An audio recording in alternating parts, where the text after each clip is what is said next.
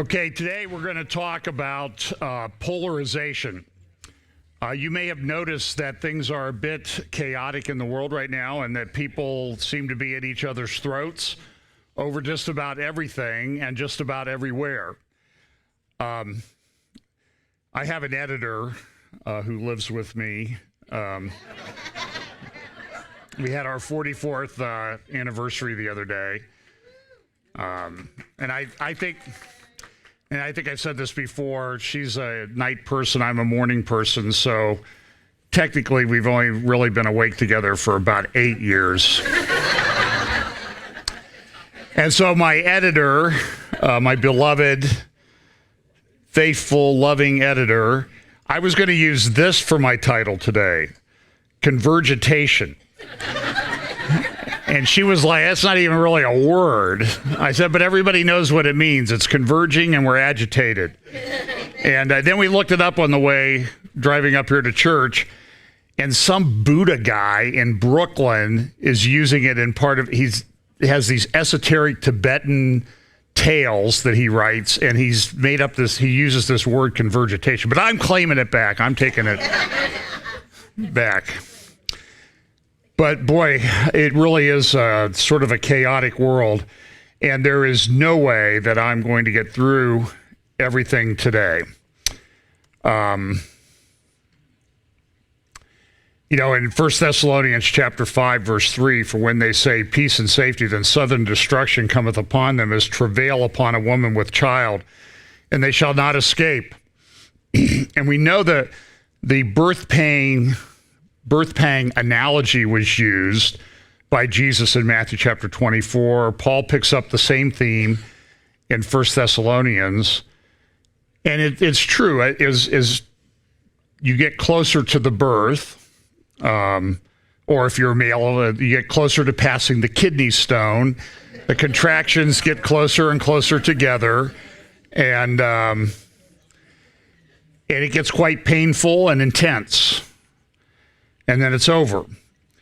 But just from the perspective of what's going on in the world, does it seem like people would really want peace and safety now? Because of all the things that are going on everywhere. And we'll talk about that. Here's a little thing on privacy. The apps are watching. This is from the Wall Street Journal the other day. And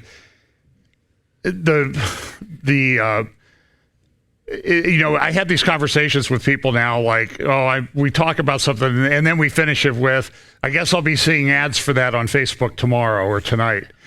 And it happens quite a bit. I recently purchased a video to help my golf swing, and now it's like my email and Facebook feed are just full of golf tips.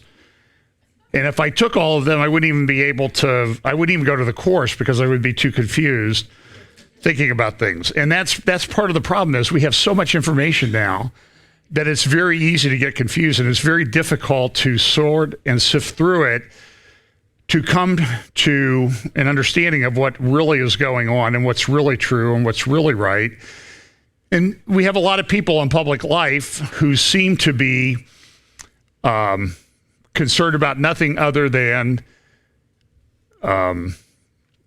lying to us, I guess is the best way to say it. I didn't have time. I don't know if the video can pick this up. Well, that was not the smartest move I ever made. I didn't have time to put this into a slide. I wanted to give you some good news, though. I don't know if you can see this picture. Newsweek magazine, Clinton's in exile. Okay, that's good news, right? The world's most powerful, what it's like when you're no longer the world's most powerful couple. And you're married to each other. So that's part of the problem. I'll follow up on this story. Israel Folau from Australian rugby. He had his contract terminated. The report this week or recently was that it's going to be very expensive. He had a $4 million contract. It's been terminated. He's going to challenge it in court. And so what happened now? The Australian Tax Office, similar to our IRS, Internal Revenue Service, has said, well, he pastors a church, so they're going to monitor the church donations to be sure that the church doesn't give him any money to help with his legal fees. Now, I don't know if the Australian Tax Office has ever made an announcement like that, but it sort of shows their orientation.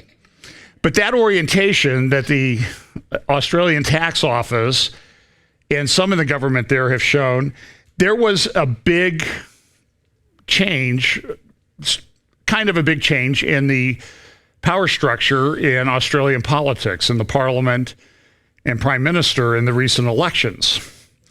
And that's resulted in the Labor Party coming out and saying, we need to be more sensitive to people of faith. So there's actually, it seems like maybe something good will come of this. Here's an article in the Weekend Australian just yesterday. During the election campaign, the Prime Minister said the new religious discrimination laws would provide the same protections of anti-discrimination for people of religious faiths as they did for people of different genders, LGBTIQ, and others. A senior Labor frontbencher said there were concerns among some religious schools and faiths that a government of either persuasion might decide to cut funding for a school or charity because they were teaching a traditional version of marriage. One of the Labor's new deputy leader in the upper house savaged Labor's campaign in the last election as being tone deaf to the concerns of religious people.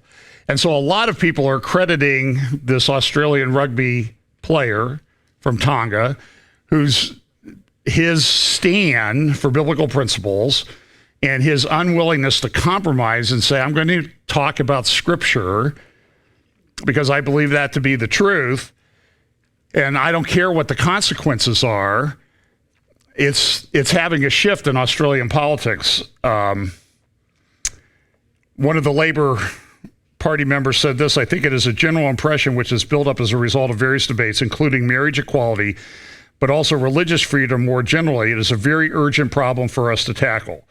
We are creating a perception that for people of Christian and other faiths that the Labor Party doesn't have a place for them on the table, doesn't want to hear their views, doesn't want to take their beliefs into account.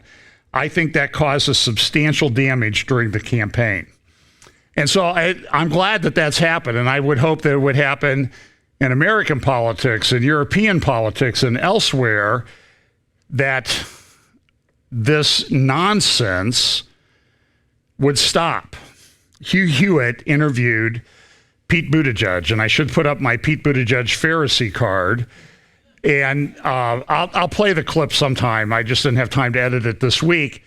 But he essentially said, and I have the transcript of the Hugh Hewitt show from a little over a week ago, he said, these Christian people, they're just like ISIS. They're just like these Muslim extremists. And that's what he believes. And so the way to stop that, at least some, is beat the pants off of them in an election. And maybe they'll get a clue that we're not their enemy. Well, we are, in some respects, their enemy, but you get the point. So that was good news. This was a good story this week, interesting story. There was an Indiana case that came up to the Supreme Court. Indiana had put in some restrictions on abortion. And so the Supreme Court decided not to take the case. But in the case, there were dueling footnotes between Justice Clarence Thomas and Justice Ruth Bader Ginsburg. Yes, apparently she's still alive. I know people say, I'm not going to see it until she's reading that opinion in front of the cameras and that type of thing. But it was very interesting, some of the things that were said in those footnotes. The decision was in the case of Box, Commissioner, Indiana Department of Health, versus Planned Parenthood of Indiana and Kentucky. And there was a lot of stories this week about abortion. I mean, this abortion has been a big issue in this country for getting close to 50 years now. It's been 46 years since Roe versus Wade was decided. So Ginsburg, in her concurring opinion that the Supreme Court should not take this case, she said this in her footnote. It is a waste of the court's resources to take up a case simply to say we are bound by a party's strategic litigation choice to invoke rational basis review alone, but everything might be different under the close review instructed by the court's precedent. I would therefore deny Indiana's petition in its entirety. When you appeal to the Supreme Court, you file what's called a petition for certiorari, or a petition for cert, as we call it in the legal profession. And the Supreme Court will decide whether they're going to take it. 4 justices have to vote to take the case. And if you don't get the 4 justices to vote, the case, whatever was decided at the prior court level, becomes the law that's applicable to that particular case. Doesn't mean it's the law all over the land, but so in this case, the court decided not to take cert, but a couple justices decided to write an opinion. And Ginsburg wrote, and listen to this statement. This is also in her footnote. Justice Thomas's footnote displays more heat than light. The note overlooks many things. This court reviews judgments, not statements and opinions. And then she said this: a woman who exercises her constitutionally protected right to terminate a pregnancy is not a mother. That's Ruth Bader Ginsburg. We could probably take up a collection to get her to retire.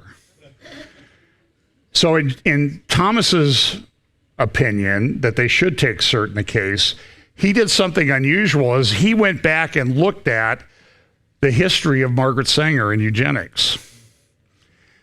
And he was quite bold, and that's caused quite a bit of consternation in the political arena.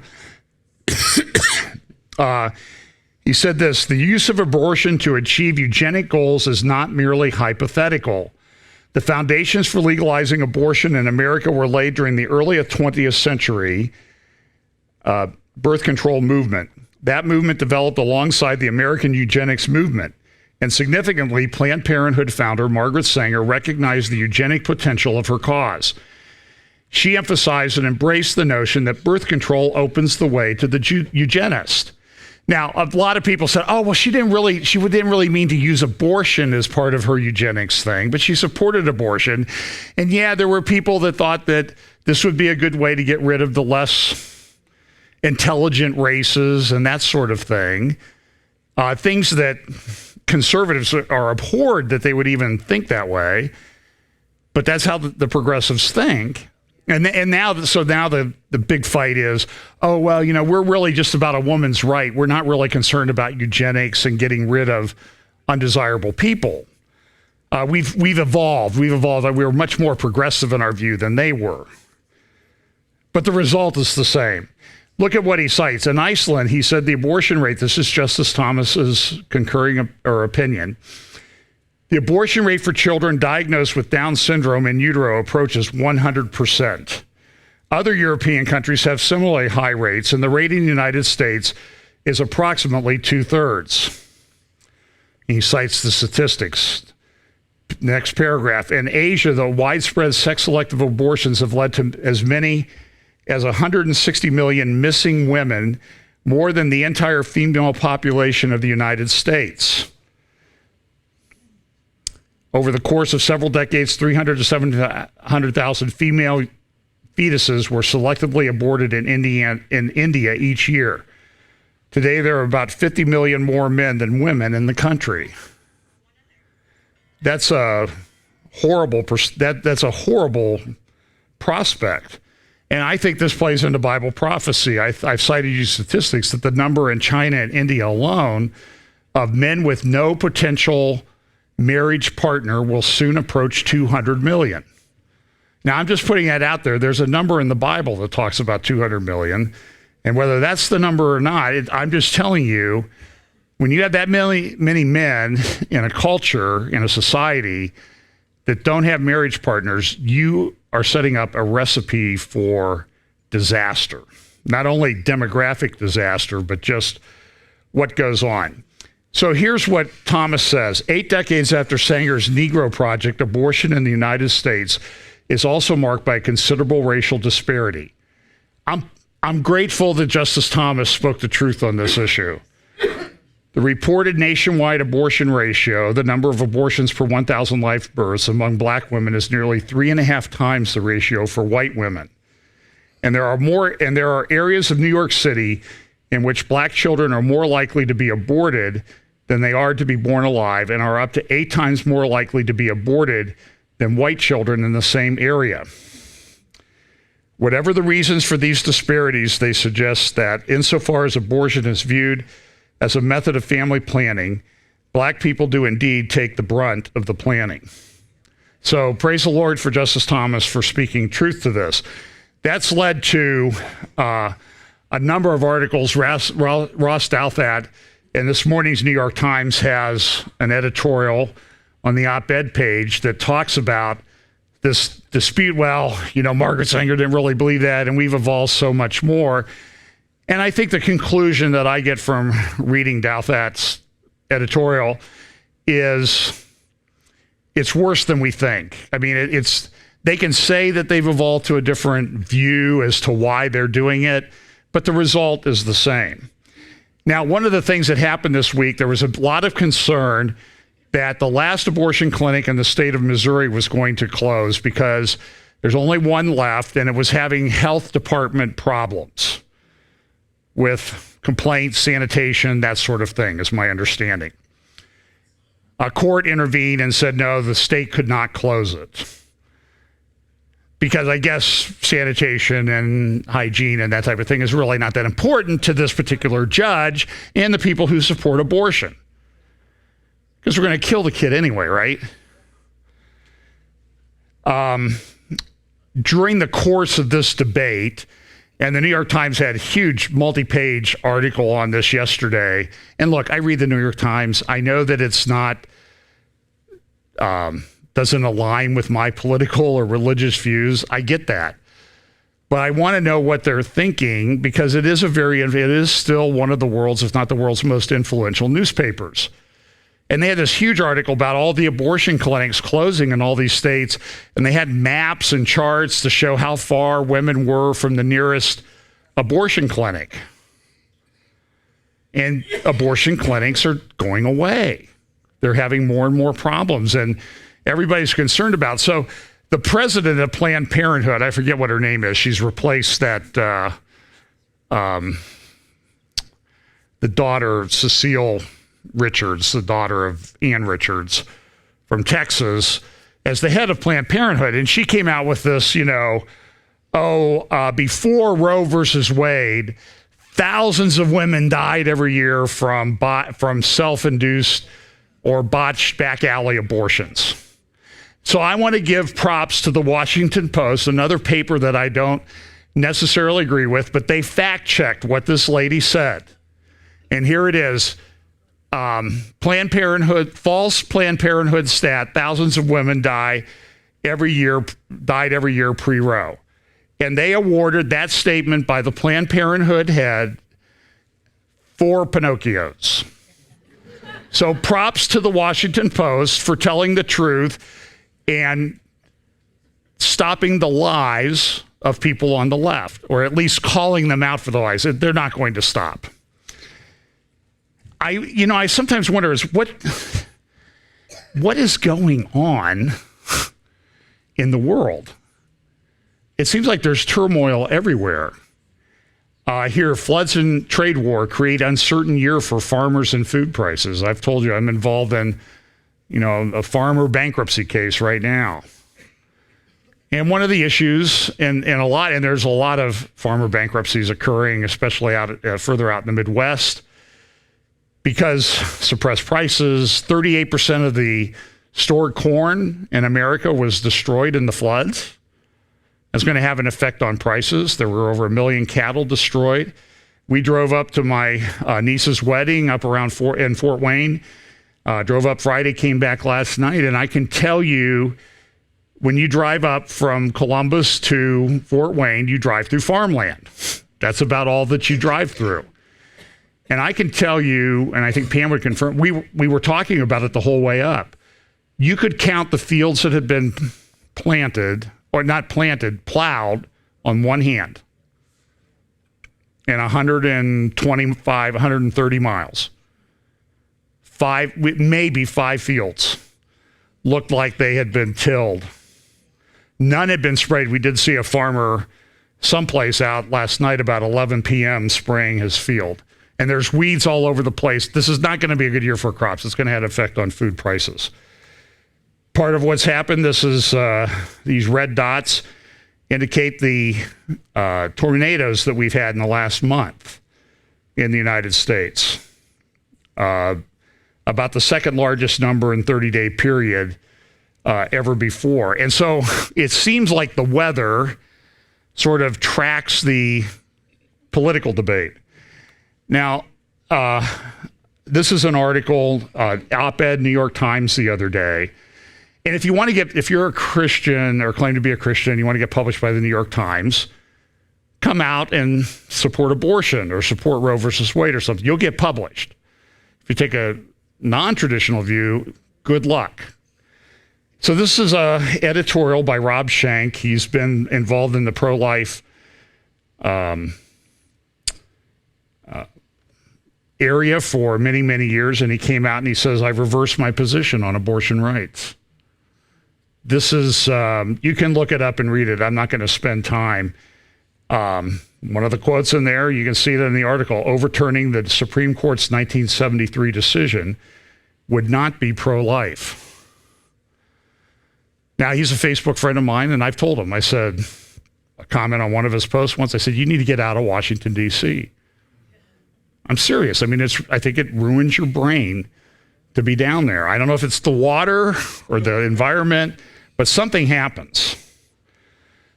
In the center of the page here, Disney's culture war. Did you see heartbeat bill gets passed in Georgia, and now the head of Disney, Bob Iger, says, well, I'm not so sure that Disney is going to be filming anymore in the state of Georgia. Netflix has said, we're not going to be filming in the state of Georgia. Famous actors have said, I'm not going to Georgia to do any more acting. Now, one way of looking at this, I'm sure there's a lot of people in Georgia saying, good, we're glad you people aren't coming here anymore because you're toxic to good thought and thinking. But, you know, Gillette has an ad featuring a transgender girl who's become a boy or thinks she's become a boy. Somebody told her that. It's not really true, but she thinks that. So now she has to shave because she's taking testosterone. And she was talking about what a close shave Gillette gives. And so the other day we were listening to Dennis Prager having a discussion with someone who called in, and Dennis said, I'm not buying anything from Gillette anymore. I'm tired of these left-wing companies pushing their left-wing views on me. Because they boycott Chick-fil-A, who doesn't even really push their views on anyone. They've just said what some of the people in the company have as a certain view, and everybody wants to boycott them. But here is Gillette and other companies, Disney, Netflix, all these others, coming out and saying, you know, we're supporting these left-wing causes. And some lady called in and she said, well, Dennis, I think you're wrong. I don't think it's, you know, they're just marketing to that segment of the population. And he goes, how many people do you think are transgender females trying to transition from female to male?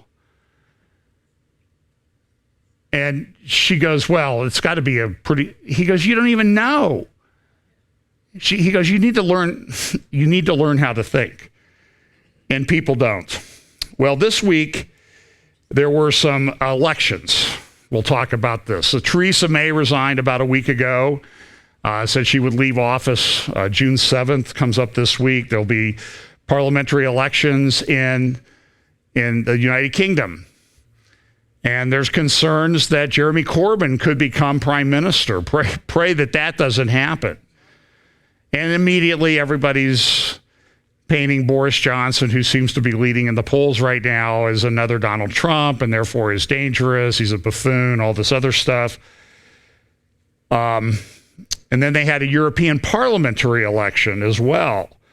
This is the headline from one of the German papers, and not being speaking German, but you can tell what it is, debacle. Do you see that right in the center of the page? So the European parliamentary elections for the European Parliament of the EU took place. And in some places, like Nigel Farage's party in the United Kingdom, did very, very well. Marie Le Pen, her party got more votes than Macron's party. And so a lot of people are wondering, is this going to be the populist? And they always use the term the far right. They never call somebody far left. They call them a politician, but, far right politician, scare term, the usual thing. But the question is anything going to change in the European Parliament? Now, the Green Party did pretty well. They may have enough votes to join with the left-leaning parties to control everything. So I don't know that my personal opinion is I don't think anything's going to change all that much, but it's indicative of what might happen in parliamentary elections in the countries that are upcoming, like in the United Kingdom and in France. Do you know Macron has only been in office like 2 years? It seems like he's been there forever. So this is a very interesting thing to watch, what's going to happen. Now, on the heels of the election in the UK, or in the European parliamentary elections, excuse me, there were Guterres, the Secretary General of the United Nations, went to Europe, and he was awarded the Charlemagne Prize. Now, do you know who Charlemagne was? Charlemagne was the king, the son of Charles Martel, who turned back the Muslim invasion at Tours in France in 722 AD. Had that not happened, Islam might have taken over all of Europe. We know that from history, and under the time of the Ottoman Turks, that they were essentially knocking on the door of Vienna, the gates of Vienna, for 400 years, trying to take it over. So as he was awarded this prize, and there's no sound on this just in case you're wondering, he gave a speech, and I think it's, there's a view among a lot of people that the Antichrist will rise from Europe. The UN plays a part in this. And I'm not here to dispel that notion, but I'm only here to tell you is that the sentiment among the ruling elite in Europe certainly lends itself towards a one world order. Listen to some of the things that he says. Now, this is right after the election results. He says this: I would be blindsided not to acknowledge some setbacks, let alone a sweeping anxiety based on what happened in the elections that had just taken place. This should probe our European conscience. He's from Portugal, reflected in its distinctive approach to science, freedom, and history. After all, both the United Nations and the European Union are a legacy of the values of the Enlightenment. In my opinion, the most important European contribution to the world's civilization. Those values have shaped my entire life and my political views. And then he says this: politicians should always heed philosophers. It took two world conflicts at the heart of Europe to put the words of Immanuel Kant into acts. Enjoyment of freedom and human rights could only be preserved in an international rules-based order on the long journey to, and the translation of Kant's phrase is perpetual peace. Do you see how this tracks with what Bible prophecy says people will be concerned about at the end? He goes on, Europe was the name of a crisis. It became at long last a construction. Never have the post-World War institutions and their underlying values been so eroded and put to the test. The hard truth is we collectively have taken too many things for granted. History takes its revenge on those that prophesied its end. I guess it's okay to prophesy that it's not going to end like he is. Conflicts have become more complex and interlinked than ever before. He sounds like he's talking about convergitation. They produce horrific violations of international humanitarian law and human rights abuses. And we are witnessing that the human rights agenda has been losing ground to the national sovereignty agenda a little bit everywhere. People have been forced to flee their homes on a scale unseen in decades. Inequalities are on the rise. Hate speech, racism, xenophobia are fueling terrorism through social media. Our generation could even be facing the immoral implications of an autonomous weapon system that could by themselves target and attack human beings. It sounds like he's doing my prophecy update. Ladies and gentlemen, he concludes, at this time of great anxiety and geopolitical disorder, 3 unprecedented challenges knock on our doors. Climate change, demography, and migration. And the demography and migration, that's 2, and the digital era. This compounds the risk of confrontation. And multilateralism is under fire precisely when it is needed most. So you can see that he's concerned about what's happening to this new world order that they're trying to enact and put in place through the UN and other places. And so I'm saying is all of these things seem to track with what lines up with what Bible prophecy says is going to happen. So it's chaotic in Europe. It's chaotic. Australia just went through a big change. And it's chaotic in Israel. Let's look at the Middle East a little bit here as we finish up. This is just the news from this morning. It's Jerusalem Day, Yom Yerushalayim. We were there for that 2 years ago. More people, they said that day, because it was the 50th anniversary of the victory in the Six-Day War. More people in Jerusalem that day than ever in its history. And it was it was exciting. It was fun. It was crazy. I mean, there were people marching and everything, celebrating what had happened. But this morning, they let the Jews go up on the Temple Mount, and the Muslims rioted. This is what happens. Now, they have said that some of the Muslim, Palestinian, Arab leaders have said, the Jews were attacking the Temple Mount. I see this sometimes, these myths perpetuated even among Christians that, one newscast was saying they built a synagogue underneath the Dome of the Rock. It's not true. That's based on a Muslim Arab lie. And stop perpetuating these lies. Learn what the truth is. If you want to buy me a ticket, I'll take you to Jerusalem. I'll take you down to the Western Wall tunnels and show you where that synagogue is. But stop lying about it. Mahmoud Abbas, though, inaugurated a building named after an arch terrorist up in the West Bank area, Judea, Samaria, and also down in Bethlehem. Yesterday, a couple missiles came out of Syria and landed near the Golan Heights, one on Mount Hebron. Another one still landed in Syria. Israel retaliated this morning with a number of missile attacks to strike at these places.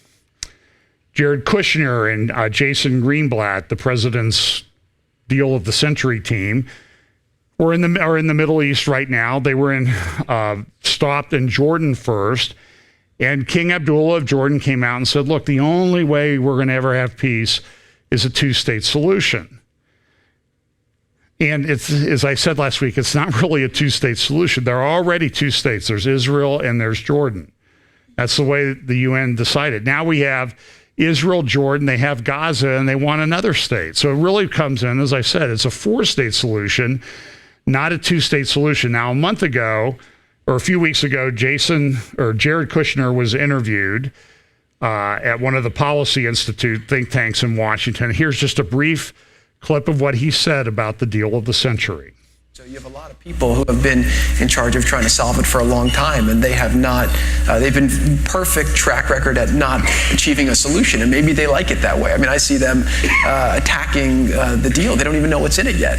And I think that shows that maybe they want the status quo. So what we want to do is put something out that we think is based on logic, where unquestionably we can say that this will lead to the Palestinian people living a much better life, and we hope that people will act rationally. And I do think that it'll be a test for the Arab countries, and it'll be a test for the international community. Are they going to be stuck in reflexive positions that don't make sense and that have not created peace? Or are they going to look at this for what it is, study it, and say, this makes sense. Why don't you try to engage with it? If you have, problems with these details, why don't you go sit down with them, try to change it? But I do think this is a problem that deserves to be solved, and I am hopeful that, the leadership from both sides will sit together and try to, figure out, based on the framework we provide, how they can move forward. So there are major problems in the Middle East. We know there's this long-standing conflict between Israel and the people called Palestinians. And this is going to continue for some time. Now, I need to skip out of my presentation for just a second because I think I forgot to insert the video that I wanted to insert.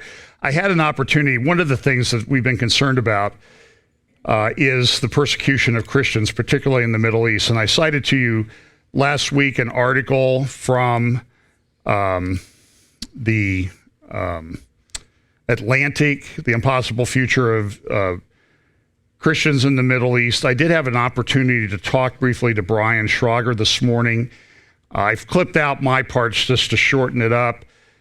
Here's a clip of Brian talking about he has a trip coming up, and we only ask, and he'll relate to you that don't share details about his trip on social media because he's going to Iraq and some very sensitive areas, and you can pray for him and support him. And here's just a little clip about what he hopes to accomplish with that.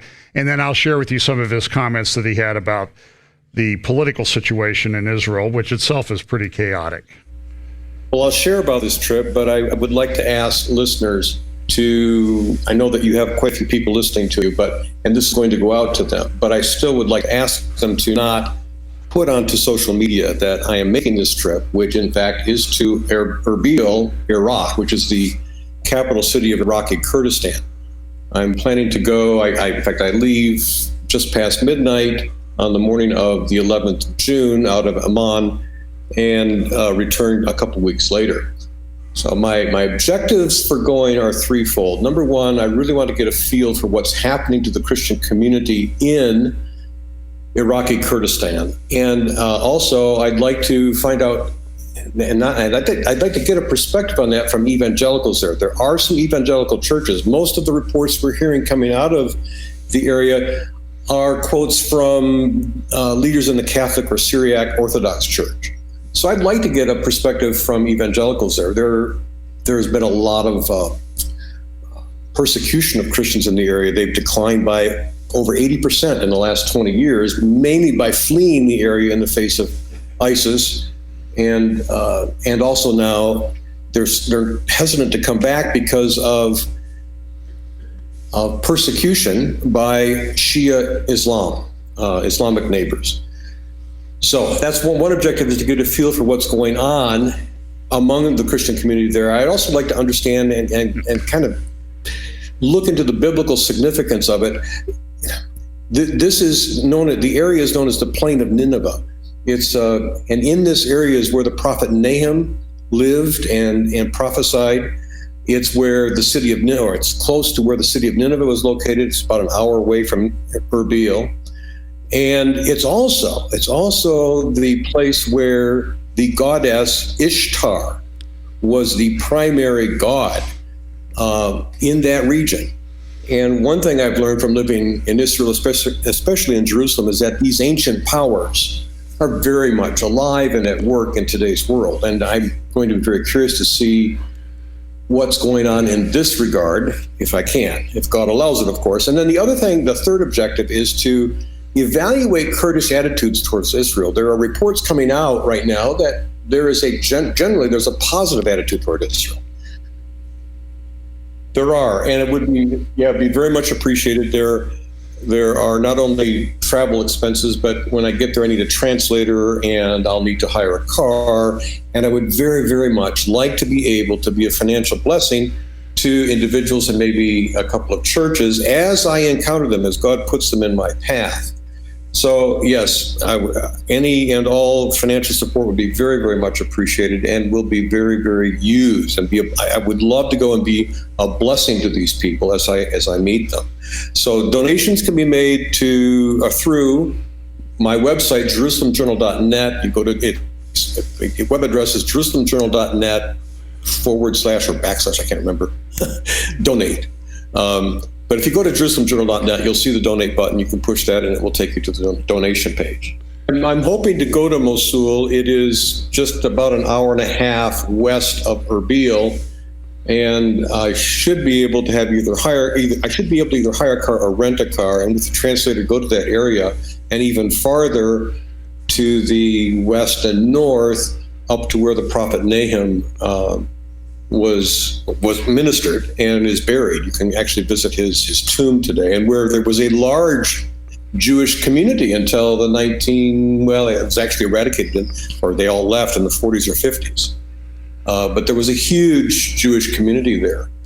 Well, anyway, and look, as Brian correctly pointed out, he doesn't want details shared on social media, but we're on social media. But I did clear it with him, and he said it was okay to put it up in the video and ask for some money and that type of thing. But just don't go on your Facebook pages and start sharing details about the trip, because that's a little bit harder to manage. That's it. But he understands the risk.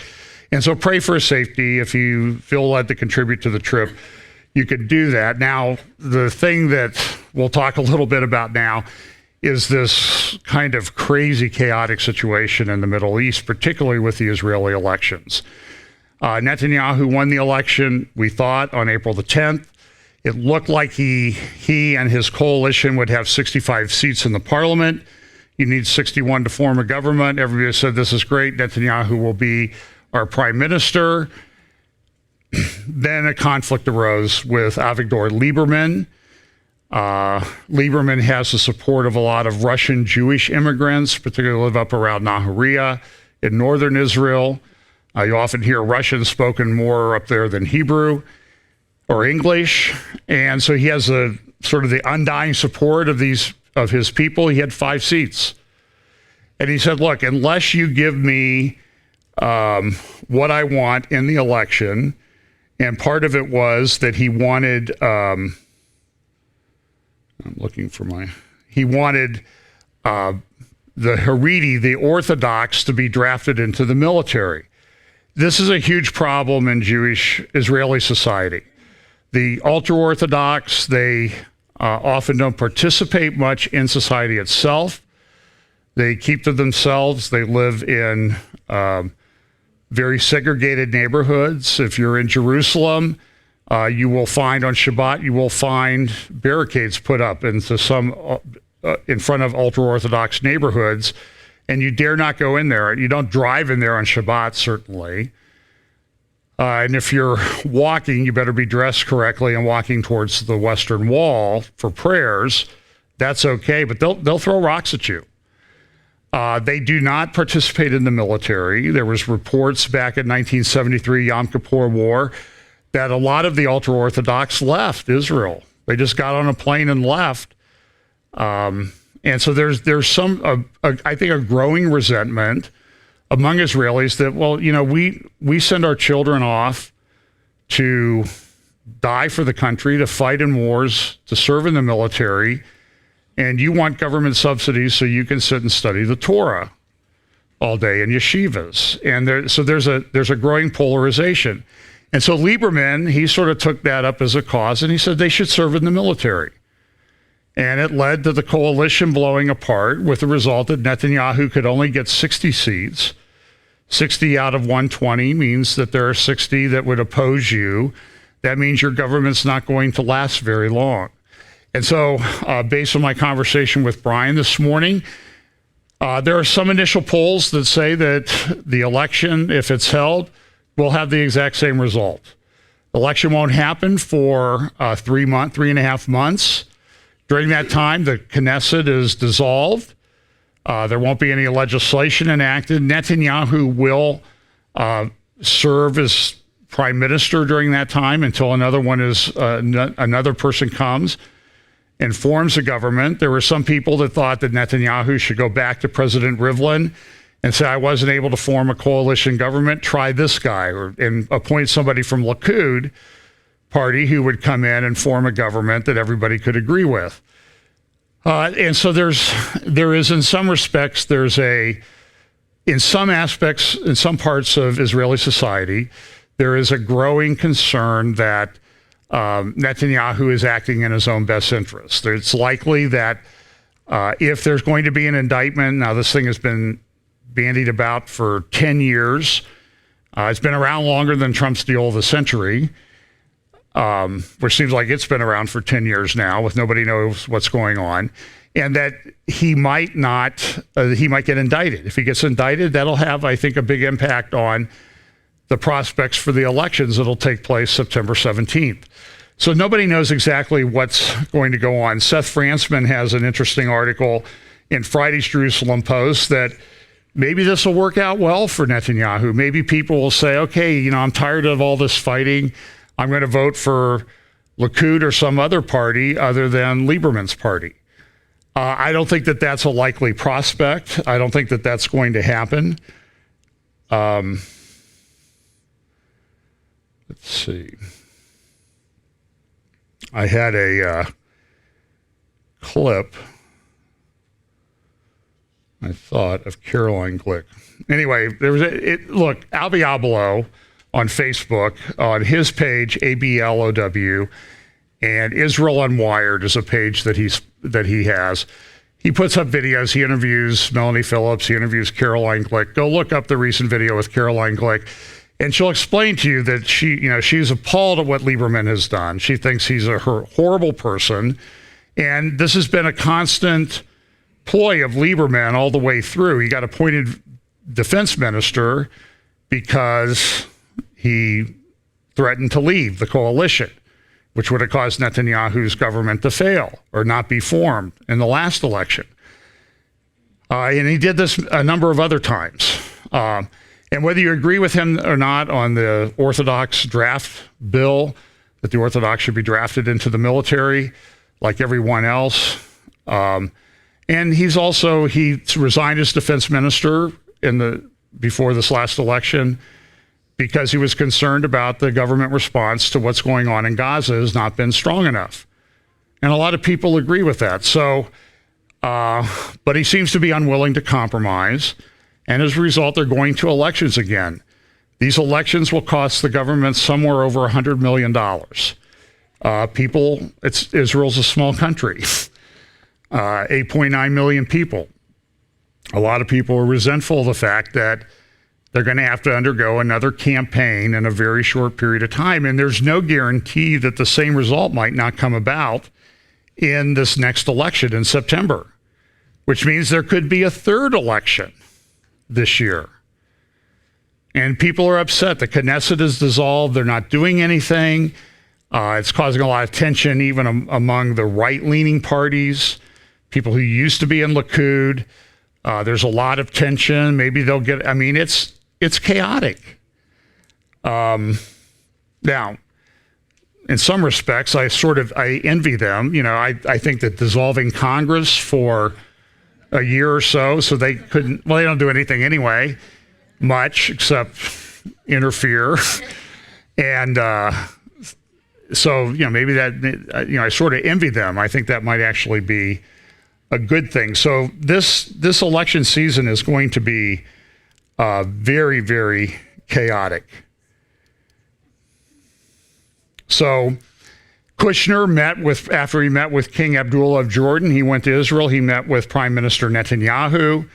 And Netanyahu said, look, we had a little event last night. What was the little event?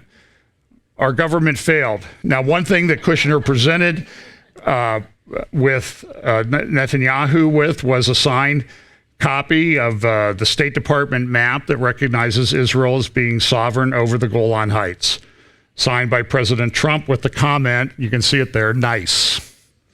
Sounds like something President Trump would say. Here's a little close-up of it. So now the question becomes, well, they put off the deal of the century because of the elections that took place in April. They said, well, we can't do it in May because that's Ramadan. We'll do it in June. Well, now the government has come apart. Knesset is dissolved. And there are some people saying we're going to go ahead and put it out. Other people saying there's no way that we're going to put it out. So guess what's happening now in politics? There's a bit of speculation about what's going on. What's happening with the peace plan? And as this article in the Washington Post on Friday says, Kushner is met in Jerusalem by political chaos, a roadblock to his peace plan. And so there are editorials and articles all over the place. What's going to happen to the peace process? Is it really going to come to fruition?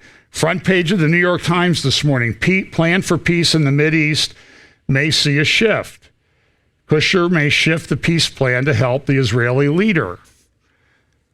So, of course, now our political parties are all jumping on this and using it for their political advantage. One interesting article I saw, this is at Foreign Policy of all places. Israel is at peace with itself. The headline says the country can't form a government. Its peace process is permanently stalled, and things have never been better. So, maybe that's the solution, is no solution at all. A month after the synagogue attack in San Diego area, I showed you a couple of articles last week that the case for a single state solution in Israel is an article that came out this week, an op-ed, and they said we need a single state solution. Now, the basis of that single state solution is a belief by this gentleman and a lot of people.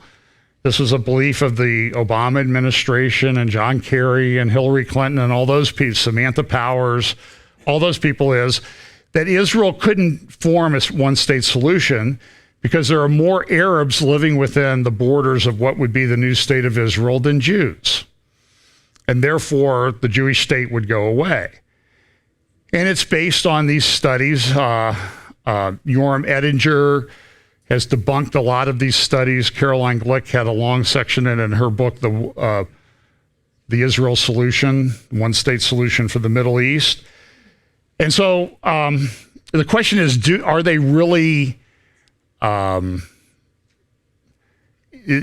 there more Palestinian Arabs than there are Jews?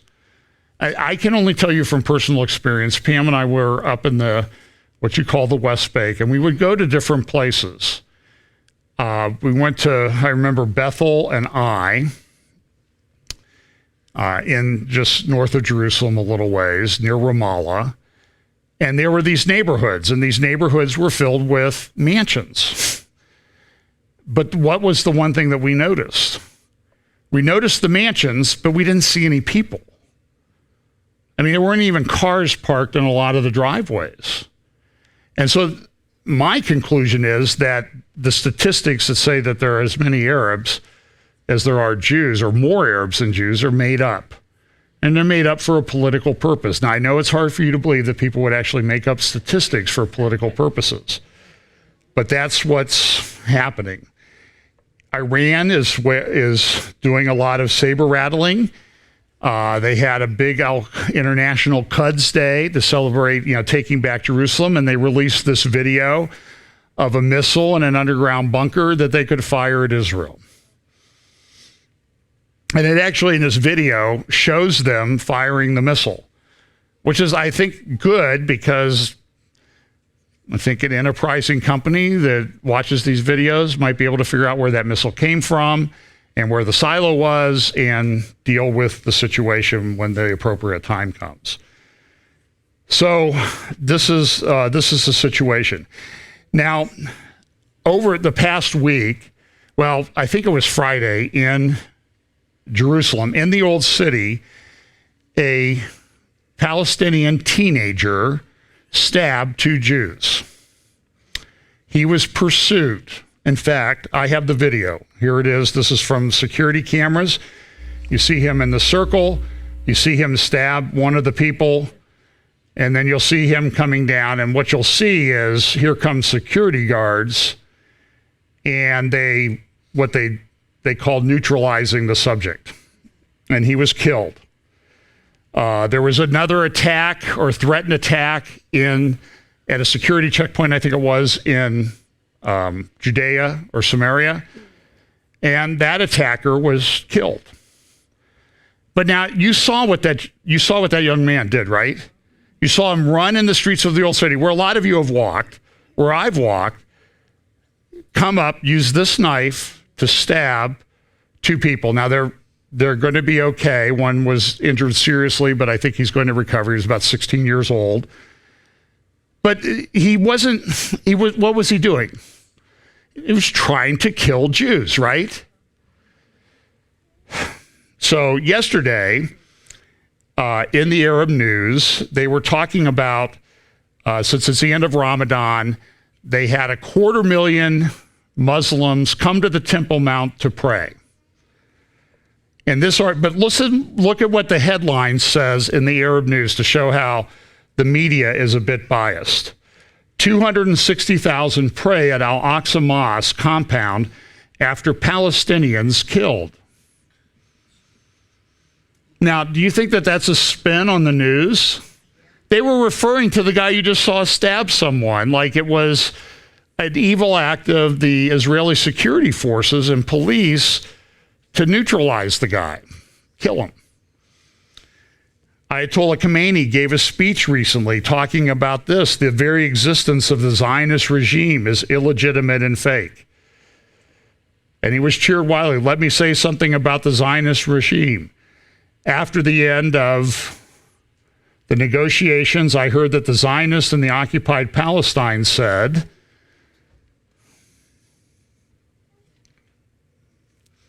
he has more trouble getting to a point than I do.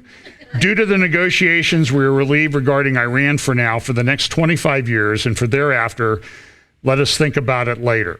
In other words, Israel supposedly said, we've got Iran neutralized for 25 years.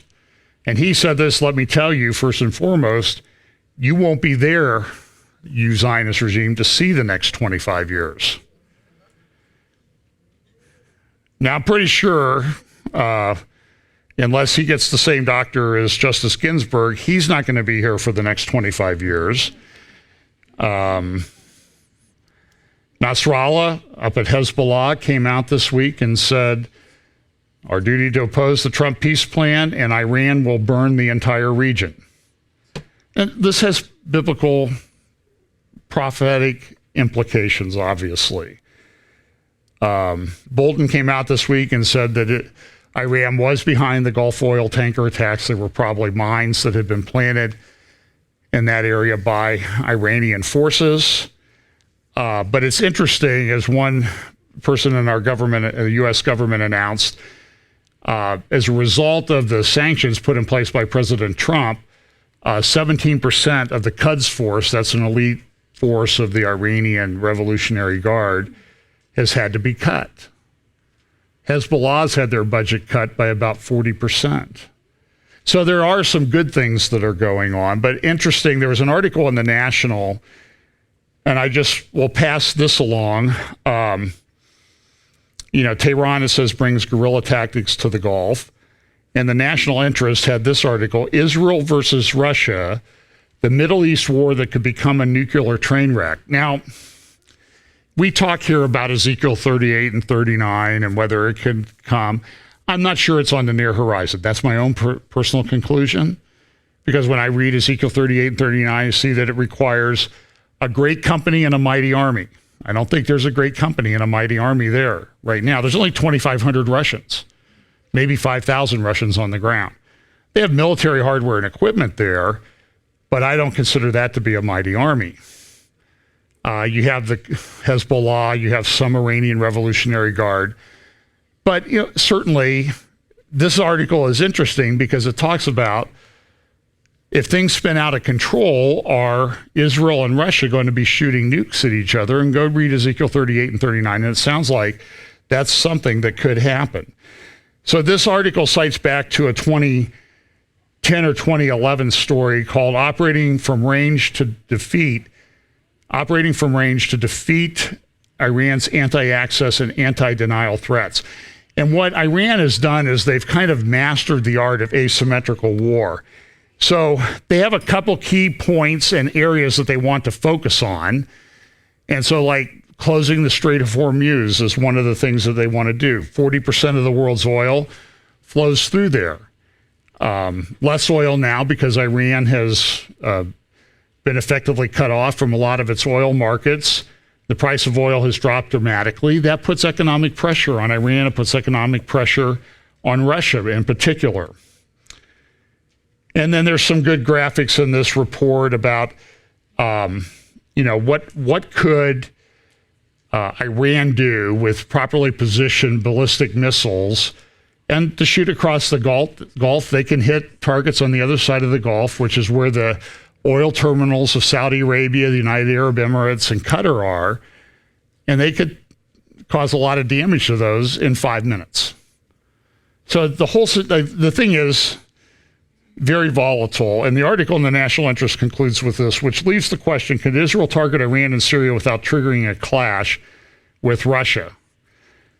Were the Israelis and Russians to come to blows, or if Moscow were to seriously threaten military force against Israel, could the United States risk a grave loss of prestige by not intervening to back its longtime ally? Could Russia, whose Syrian intervention is a proud symbol of its reborn military muscle and great power status, not retaliate for another downed Russian plane or a dead Russian soldier? What happens if the Straits of Hormuz is cut off? Which leads to the ultimate question, the article says, could tensions between Israel and Russia lead to a clash between American and Russian troops? In the end, somebody will have to back down, but Iran isn't about to give up its outpost on Israel's border, and Russia probably can't force them to. Then there is Israel, which is grimly determined to stop Iran. At the same time all this is going on, the Kingdom of Saudi Arabia had a conference in Mecca this week. They invited in the Gulf Coast countries. They had it in Mecca, which means no non-Muslims were invited or allowed to come. If they showed up, they would have been killed. And so the reports in the United Arab Emirate press, Saudi scored as a diplomatic win by keeping the focus on Iran. The Arab News, criminal Iran condemned at the Makkah summit. This is from the Iran paper this morning, the costly Saudi defeat in Mecca. The article says this: officials in the Saudi regime are extremely dissatisfied with the results of the Mecca summits. The meetings in Mecca show that Riyadh was no longer in power in the region's equilibrium. On the other hand, the support of the United Nations and the Zionist regime from Saudi Arabia could not prevent the gradual death of the Saudis. So you can see there's everybody's at everybody's throats. And the Emir of Qatar was there. And to give you just, if you go back to the Straits of Hormuz, you see Oman there. These were Sunni Muslim countries that were at Mecca this week. Iran is Shia. Syria is sort of Shia, Alawite. It's a kind of a sect of Sunni or Shia Islam. So there's all this conflict between these groups in the world. And so right now, the Sunni countries seem to be aligning with Israel and Saudi Arabia because they have a common enemy in Iran. Qatar is kind of in the middle. If you look at some of the oil resource maps, and I think I've mentioned this in the past a number of times, between Qatar and Iran is this massive gas field. And so what happened was Qatar, which is super wealthy, I've heard that the people in Qatar, they're about 300,000. They each get at least a subsidy of at least $1 million a year per person. They're really suffering. But there are only 300,000 of them. And so they have a very outsized influence because they have a lot of money. And they fight through proxies like Iran. And so they have this agreement with Iran to share this gas field. So Qatar is really sort of with the extremists and with Iran, but they were invited to the Saudi summit in Mecca. But all of the leaders of the countries, El-Sisi was there from Egypt, United Arab Emirates Prince was there. There's a big article on him this morning on the front page of the New York Times about his influence in the region. And all of them got the traditional welcome kiss from King Salman, except the head of Qatar. I don't even think he got a handshake. So in diplomatic circles, this is a really big deal. By the way, while all this is going on, there are reports surfacing today that former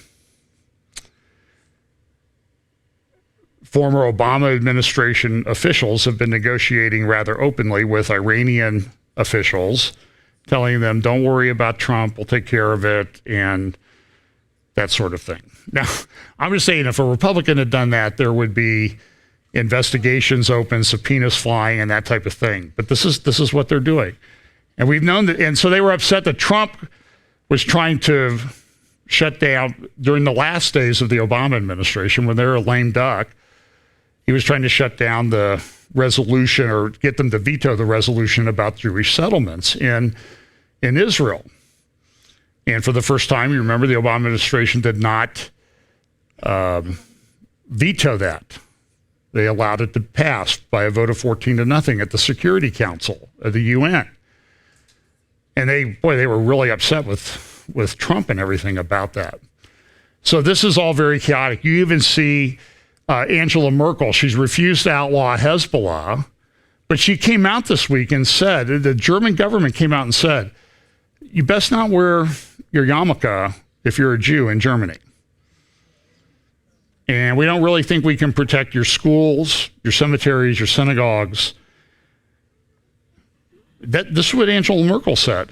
So, it's interesting. I think that there's a correlation between the chaos in Europe and the way they're treating the Jews. This seems to happen all the time. And whether you agree with it or not, that's it. There's going to be this conference, the Bahrain economic thing about peace in the Middle East is still supposed to take place. A lot of people were concerned that Pompeo and Kushner went to the Bilderberg conference this week in Switzerland. I suppose if you're invited, if somebody invited me, I'd go. Don't know why they would invite me. But I want to close with a couple of examples of something. In southwestern Colorado, two boulders hit a road between Dolores, Colorado, and Telluride. I think this is the smaller one.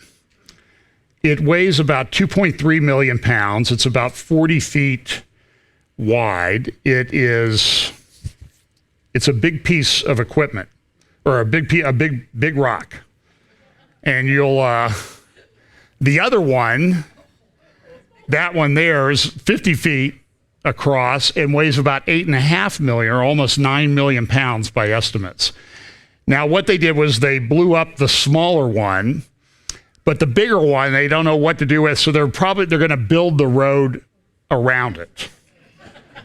And when we were in southwestern Colorado, we were taking a bus from Silverton to Durango one day, and it's mountain roads and big drop-offs, and there's no guardrails. And they said, well, we don't put guardrails up because it stops the boulders from, when they roll down the hill, the guardrail will stop them in the middle of the road.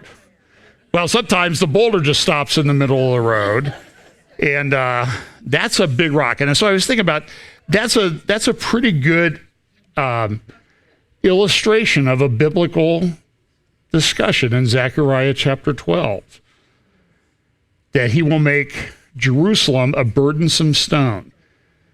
All that burden themselves with it shall be cut in pieces. In other words, you try to move that thing, I mean, we have this big, heavy earth-moving equipment and everything, and we have to blow it up with dynamite. Zechariah 12:1 says, the burden of the word of the Lord for Israel, saith the Lord, which stretcheth forth the heavens and layeth the foundation of the earth and formeth the spirit of man within him. Behold, I will make Jerusalem a cup of trembling unto all the peoples round about, when they shall be in the siege both against Judah and against Jerusalem. Now, does this sound sort of like what's going on in the world today? It does. This is certainly, at a minimum, it's stage setting And it could move very quickly towards a conclusion and could get even worse.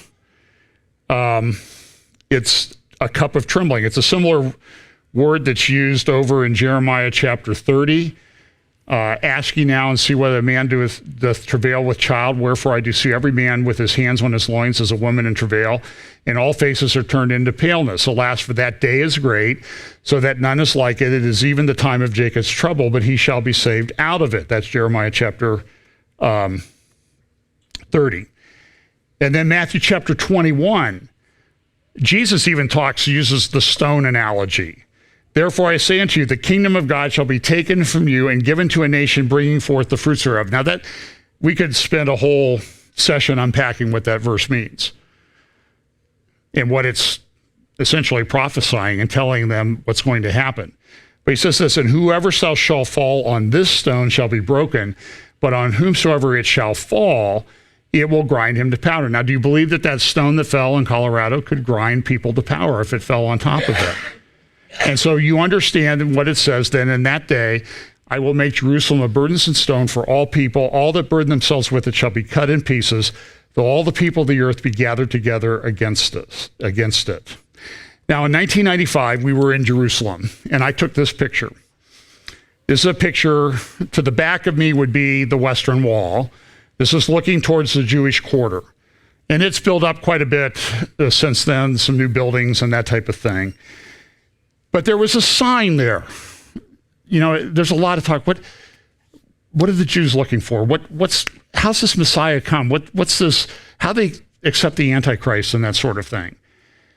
And it's interesting. This was put up by the Lubavitcher Orthodox Jewish sect, Menachem Schneerson. And that sign there, the yellow sign says, Akuna Laviat HaMashiach. Prepare for the coming of Messiah. This is 1995. This is 24 years ago.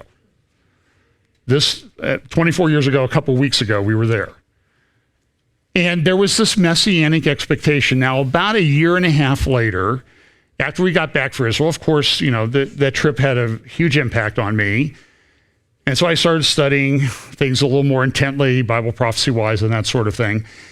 And I came across a show on ABC. And I'm going to play a clip of it. Peter Jennings. It's called Jerusalem Stories. You can find the whole 43-minute video on YouTube. Jerusalem Stories, ABC should get you the video. But here's a clip where Peter Jennings, a secular journalist, is talking to I believe, a member of the Lubavitcher sect of Judaism about what are you looking for? What are you expecting? Now, this is 22 years ago, around Christmas time that this aired. So here's the video, just about a 3-minute clip, and we'll be done. Ago. Jews believe the site where the temple once stood is the place nearest to heaven that a person on earth can be. Shomer Israel. At the heart of the Jewish religion is the belief that when this world ends, it will happen here in Jerusalem. For centuries, Jews have come here to pray and wait for that moment when the Messiah, sent by God to rebuild the temple, will usher in an era of peace. God said and designated this is a spot we'll meet forever. This is the soul of the universe. We're standing right in the middle of it right now. For 30 years, Rabbi Schloss has been waiting. Do you really believe in the Messiah? I live the Messiah. To talk to Rabbi Schloss is to understand what draws the most devout Jews here. He truly believes the Messiah is on his way. We can hear him walking. We can smell his presence. We're holding now at the birth pangs of the Messiah.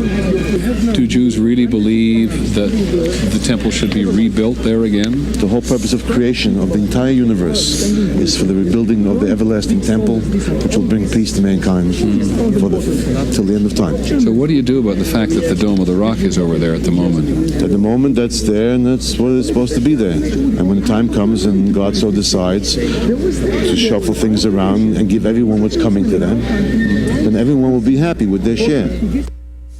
Well, it's interesting. So what did he say? Is this this interview had a huge impact on me in terms of study Bible prophecy. What are they looking for? Someone who will build a temple, which will bring peace to mankind. And unfortunately, that doesn't work out so well until Jesus comes back. So all I'm saying is, we're 22 years down the road from this interview. Is it closer now than it was 22 years ago? Is this expectation still there? Well, it's been acted on. They have an altar, they have temple implements, they have building plans, they have videos about the building plans and all this stuff. So I'm just saying is, look, I don't know when all this wraps up, but I'm just saying is we need to pay attention that things are very close. And look at the chaos in the world. The world's kind of like, could somebody just come and solve this problem? Let's pray, and we'll come back next week. Father, thanks so much for your word. Thanks for guiding us. Thanks for giving us really a roadmap to what we can expect in what appear to be troublesome times. Bless us this week. Give us opportunities to share the gospel, and always keep us cognizant of that and willing to share the truth that the only hope for anyone and for the world is Jesus Christ, who came, lived a sinless life, died, was resurrected, ascended to heaven, and is coming again. Bless us. In Jesus' name, amen.